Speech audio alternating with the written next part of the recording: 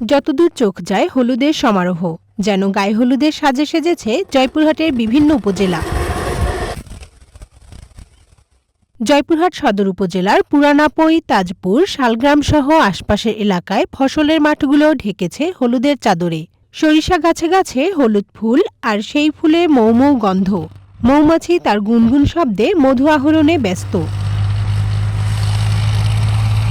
চাষিরা কয়েকটি দলে বিভক্ত হয়ে আধুনিক পদ্ধতিতে কাঠের বাক্সে মৌমাছির চাষের মাধ্যমে মধু সংগ্রহ করছেন। স্থানীয়দের পাশাপাশি দেশের বিভিন্ন অঞ্চল থেকে এসে বাণিজ্যিকভাবে মধু চাষ করে লাভবান হচ্ছেন অনেকে। লাইফে কখন কি হয় গ্যারান্টি আছে, তাই ইন্স্যুরেন্স করুন সিটি ব্যাংকে, কারণ ইন্স্যুরেন্স করলে সিটিতে সুরক্ষা পাবেন নিশ্চিতে। অল্প কয়েকটা বক্স নিয়ে যাত্রা শুরু করছি। ভবিষ্যতে এটাকে আরো অনেক বড় পর্যায়ে নিয়ে যাওয়ার পরিকল্পনা।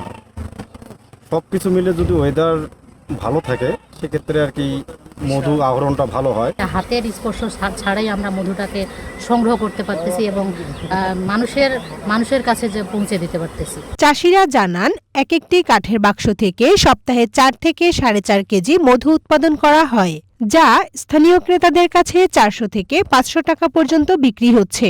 আবহাওয়া অনুকূলে থাকলে এক একটি কাঠের বাক্স থেকে মৌসুমে 30 থেকে 40 কেজি মধু উৎপাদন সম্ভব বলে জানায় মৌচাষিরা। আমরা নতুন উদ্যোক্তা, এখানে প্রায় 11 জন নতুন উদ্যোক্তা রয়েছে। এটি সর্বমোট এখানে আপনার 140টা বক্স রয়েছে। এখানে মানে ওয়েদারের উপর আপনার মধু হারভেস্ট করা হয়। যদি ওয়েদার ভালো হয় সপ্তাহে একটি টান দেওয়া যায়। প্রতি বক্সে আমাদের প্রায় 3 থেকে 4 কেজি মধু হারভেস্ট করা হয়।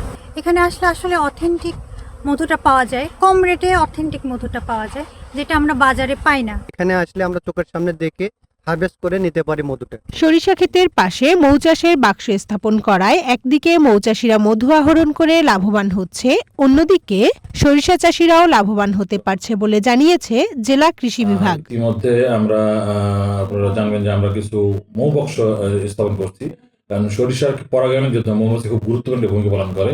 এই মৌ বক্সগুলো স্থাপন করার কারণে আমাদের সরিষার পরাগায়ন বৃদ্ধি পাচ্ছে, যার ফলে আমাদের প্রায় 15 থেকে 20% ফলন বৃদ্ধি পাবে এবং আমাদের কীটনাশকের ব্যবহার কমে যাবে।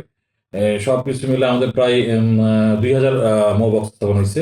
অলরেডি তারা কোনো বক্স 2 বার, কোনো বক্স 3 বার মধু সংগ্রহ করছে এবং আরো যেটুকু সময় আছে ফুল থাকাকালীন তারা আশা করতেছে যে এটা আরো 3 বার, তারা 2 থেকে 3 বার তারা মধু সংগ্রহ করতে পারবে। চলতি মৌসুমে জেলার 5টি উপজেলায় 16,500 হেক্টর জমিতে সরিষার চাষ হয়েছে, যেখান থেকে 25,000 মেট্রিক টন সরিষা উৎপাদনের লক্ষ্যমাত্রা নির্ধারণ করেছে কৃষি বিভাগ। কানিজ নুসরাত, ওয়ান ন্যাশনাল ডেস্ক।